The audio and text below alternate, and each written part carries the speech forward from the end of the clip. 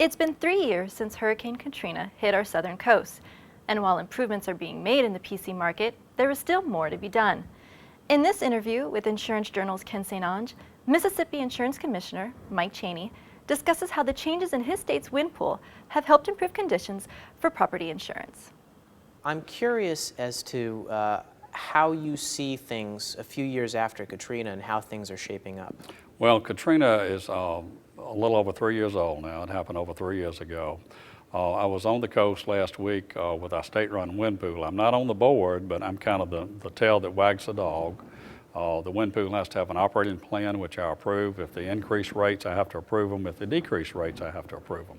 And one of the things that has happened with the state-run wind pool, it was created after Camille back in the late 60s, 69 actually, was that they needed to be modernized. And I was in the state legislature when we modernized the wind pool bills and gave them the ability to do cat bonds if they were needed. We shored up the plan and made it solvent, actuarially sound, contrary to what was done in other various states. And I don't want to pick on any state, but we didn't want to go the route that Florida had gone or go the route that Louisiana had headed towards. So we took our own ship and fixed it. We're running very well. We've had our reinsurers down on the Gulf Coast, spent 4 days touring what they were reinsuring for the state-run wind pool.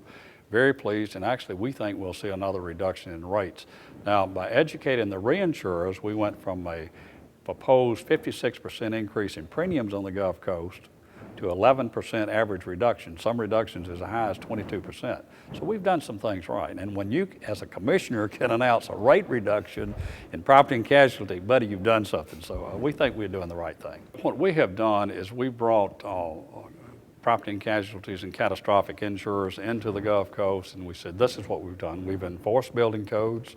When I was a member of the legislature, I helped write the building code bill. I'd been a proponent of building codes for years, so when Katrina came along, it was the impetus for us to get building codes approved. I'm enforcing building codes, and I'm saying to folks, if you want wind pool insurance from the state-run wind pool, you have to have standardized building code. If it's been built since a hurricane, it has to be built to the IBC RC code, and you can get additional discounts if you build to the fortified home standards.